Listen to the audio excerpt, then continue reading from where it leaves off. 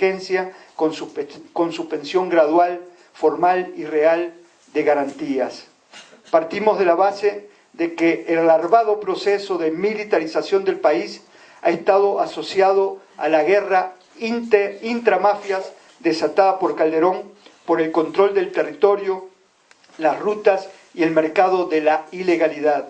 La generalización del concepto de guerra y el aumento de la violencia oficial bajo el calderonismo se han dado en detrimento de valores éticos y morales, de las garantías civiles y los derechos humanos. En realidad, la violencia reguladora de Calderón es una operación del crimen organizado en las alturas del poder y busca imponer un proyecto clasista autoritario de nuevo tipo. Hannah Arendt decía que el engaño, la falsificación deliberada y la mentira pura y simple son empleados como medios legítimos para lograr la realización de objetivos políticos. Cabe añadir en ese contexto, según la famosa frase de Clausewitz, que la guerra no es simplemente un acto político, sino un verdadero instrumento político, una realización de la misma por otros medios. El propósito político es el objetivo, mientras que la guerra es el medio. Una idea, por cierto, que estuvo en la base del nacionalsocialismo. El mariscal Clausewitz sostenía que la guerra es una extraña trinidad constituida por el odio, la enemistad y la violencia primitiva. La guerra es un acto de fuerza física para imponer la voluntad al enemigo. El enemigo es el objetivo y no hay límite para la aplicación de dicha fuerza. El problema es determinar quién es el enemigo. Bajo un régimen de excepción, la laxitud del concepto del enemigo suele ser muy amplia, pero conviene tomar en cuenta que, en general, para un régimen cívico-militar de signo conservador, la razón de ser del instituto armado es destruir al enemigo, aniquilarlo. Los grupos de comportamiento sectario o de masas artificiales, como llamaba Freud al ejército y a la iglesia, tienen determinadas características. La formación militar modela para jerarquizar, homogeneizar y uniformizar, para separar a sus miembros de la sociedad civil y convertirlos en engranajes de una maquinaria corporativa. El objetivo primero es la obediencia sin cuestionamiento al superior. El superior siempre tiene la razón, nunca se equivoca. Es una obediencia a la autoridad, no a la ley. Es la obediencia debida. Se obedece porque se lo ordenan, no por estar de acuerdo. En su interior se inculca la pertenencia ciega al grupo y se funciona de acuerdo a consignas tales como la patria, la bandera, la democracia, aunque ellas no tengan ningún contenido o su significado esté tergiversado. Entre el deber moral y la obediencia, el miedo a la autoridad induce a obedecer sin cuestionar la conducta. Conviene recordar además que el ejército tiene armas y que las armas son para matar, específicamente para matar humanos. Y dado que el objetivo es la destrucción del enemigo, las armas son el medio. Pero además, el objetivo primario de las Fuerzas Armadas, al que se deben subordinar todas las demás, de ganar la guerra, es ganar la guerra por cualquier procedimiento. Si para ello hay que violar la Constitución y la ley, la guerra lo legitima. Para la consecución de ese fin, un sentimiento común del soldado es la indiferencia frente al semejante. Se considera al otro como un no humano, una cosa, un número, un elemento. El enemigo es desprovisto de toda personalidad y humanidad.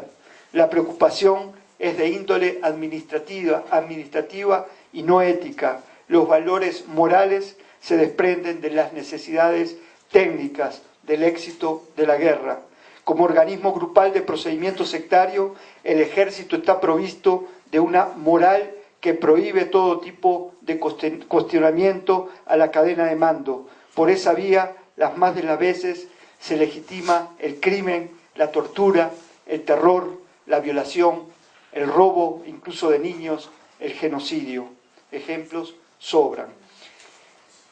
Aparte de la irresponsable pretensión de inducir a la población mexicana a un alineamiento orgánico legitimador con el Estado, la guerra reguladora sin fin que en clave de cruzada dice librar Felipe Calderón contra los cárteles de la economía criminal, se suma la intención encubierta de fomentar y o permitir el accionar de grupos civiles de autodefensa armada, una salida que en países como en Colombia derivó en la paramilitarización estatal.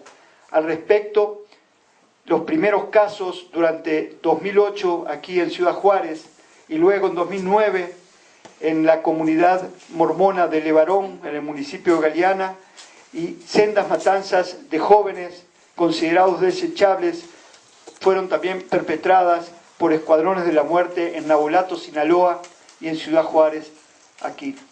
El 9 de julio del año pasado, tras el secuestro de los líderes, de dos de los líderes de Levarón por un grupo de sicarios que luego fueron asesinados, el exgobernador José Reyes Baeza anunció la creación de una policía comunitaria que contaría, dijo, con los permisos y reconocimientos oficiales y dependería de la Secretaría de Seguridad Pública Estatal, y a la cual se le proveería con armas largas y cortas de alto poder y equipos de radiocomunicación. Inclusive el general que estaba a cargo del operativo conjunto Chihuahua, Felipe de Jesús Espitia, que era comandante de la quinta zona militar, recomendó en una asamblea de mormones que quienes quisieran tener armas de calibre grande se inscribieran en grupos de cacería. Luego se dio marcha atrás a la iniciativa, pero la absurda e irresponsable decisión de armar a la población civil para que hiciera justicia por propia mano llamó la atención, por lo menos a mí, porque entonces en Chihuahua había, creo que, 7.000 soldados que habían sido enviados en el marco de esta operación militar. Y a su vez, el presidente de la Comisión Nacional de Derechos Humanos, en aquel momento José Luis Soberanes, hablaba de que Chihuahua estaba bajo un virtual estado de sitio. En otro orden de ideas, dada la alta visibilidad social y mediática que adquirió el caso, quedó la impresión de que fue un primer intento orgánico oficial por involucrar a la sociedad civil, sus estamentos y organizaciones en la presunta guerra de Calderón contra los cárteles criminales, es decir, de buscar paramilitarizar a la pacífica comunidad de Levarón bajo la coartada tan socorrida de las autodefensas. Debemos recordar que en Colombia, las Autodefensas Unidas de Colombia, las AUC, fueron primeros grupos paramilitares que se utilizaron por el Estado colombiano para, en alianza con el cártel de Cali, combatir al cártel de Medellín, el de Pablo Escobar Gaviria, y luego de que terminaron con Pablo Escobar, refuncionalizaron esos grupos en la guerra de reconquista de territorios contra las guerrillas de la FARC y el ELN, pero también para el desplazamiento de comunidades campesinas, muchas de ellas afrocolombianas. Es decir, que el paramilitarismo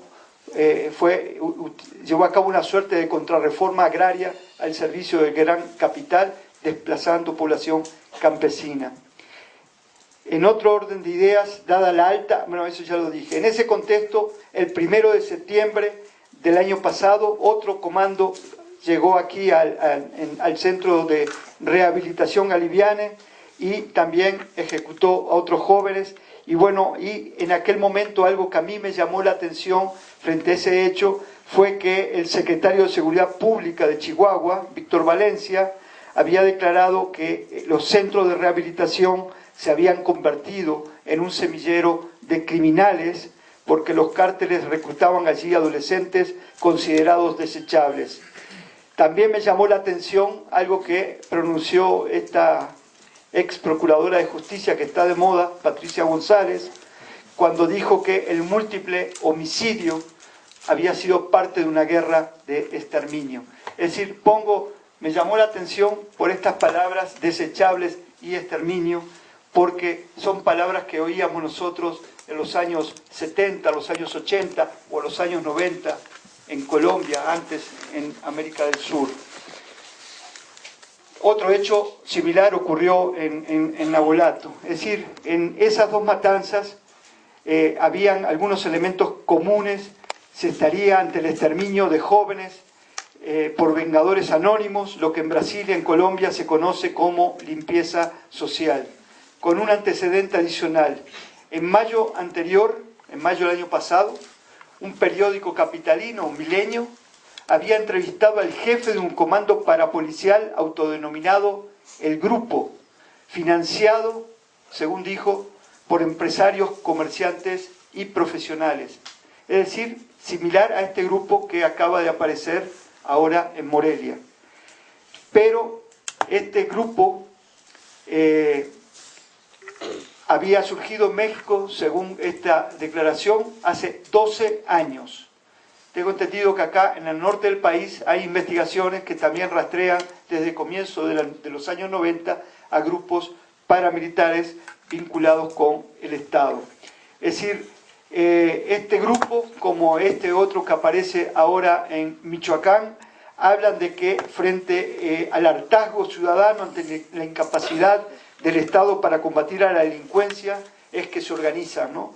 En el caso de este grupo de Milenio, su misión era negociar con secuestradores la liberación de sus víctimas, pero también perseguir, capturar, interrogar, torturar y decidir quién moría. El grupo reclutaba civiles uniformados en activos y ex policías. Dice este entrevistado: hacemos justicia donde el Estado no la aplica, una justicia anónima, vengativa, extralegal. A algunos monstruos los alcanza Dios, declaraba el jefe de este grupo. El método, dijo, puede ser un tiro en la cabeza y hacer aparecer como que la víctima cayó en un enfrentamiento en la calle. Esto está publicado en mayo de 2009. Dentro de los 28.000 muertos oficiales de la guerra de Calderón, ¿cuántos no habrán sido exterminados bajo esta modalidad que está publicada en un periódico por un jefe de un grupo paramilitar? El grupo opera de modo clandestino, pero buena parte de sus acciones de inteligencia, de rastreo de redes telefónicas, seguimiento fotográfico y operativos de captura son realizados de manera conjunta con autoridades policiales federales, estatales y municipales. Es decir, mandos de los distintos niveles de la seguridad del Estado que conocen las estrategias y los métodos de este grupo paramilitar y incluida, digamos, la práctica de la tortura. Entonces, creo que esta confesión, que según el director de Milenio, Carlos Marín, fue checada sobre la existencia de este grupo, es muy importante porque revela, pues, la existencia oficial de estos grupos. Sin embargo, hubo declaraciones de algunos diputados que, si bien hablaban de estos temas el año pasado y le planteaban a Calderón plantear la política, lo veían como un fenómeno que podía ser modificado. Nosotros pensábamos entonces, pensábamos antes y lo pensamos ahora, que esto forma parte de una colombianización de México por la vía de la paramilitarización del país bajo protección oficial. El paramilitarismo no es, como se pretende, un actor independiente a la manera de una tercera fuerza que actúa con autonomía propia. Es como la matanza de Acteal en Chiapas en 1997, una estrategia del Estado ligada al ejército y basada en la doctrina de la contrainsurgencia clásica, la que aplicó la escuela francesa primero en Argelia y luego fue asimilada y perfeccionada por el Pentágono y la Agencia Central de Inteligencia y exportada a América del Sur. En el caso mexicano existe una relación estructural, histórica, entre quienes practicaron la guerra sucia en los años 70 y los cárteles de la economía criminal. Los viejos guerreros sucios que asesinaron y desaparecieron civiles y guerrilleros aquí en México en los años 60 y 70, se acordarán